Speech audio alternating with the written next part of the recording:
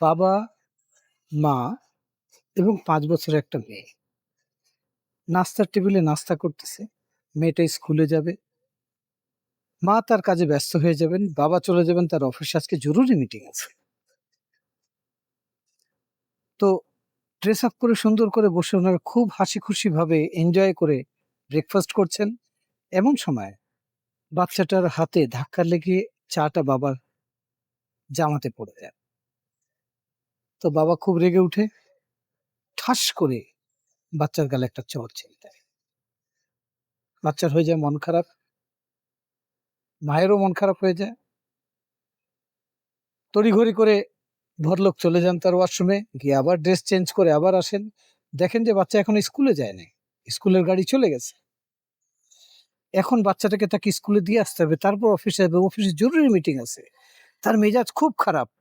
সে বাচ্চাকে নিয়ে গাড়িতে উঠে গাড়িতে নিয়ে স্কুলে দিয়ে আসে। দিয়ে সে স্পিডে গাড়ি চালাতে গিয়ে রাস্তার মধ্যে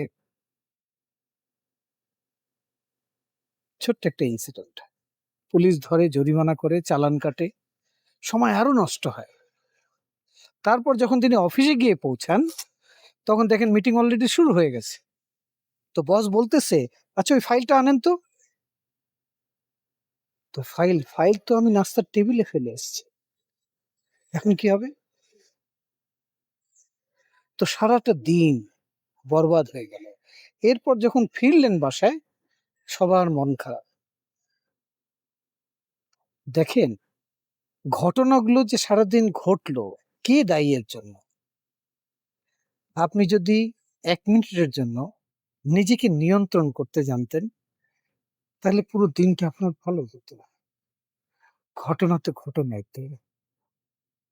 আসুন, আপনার রাগকে আপনি নিয়ন্ত্রণ করুন। রাগ যেন আপনাকে নিয়ন্ত্রণ না করে। আপনি যেন রাগের নিয়ন্ত্রণে না চলতেন।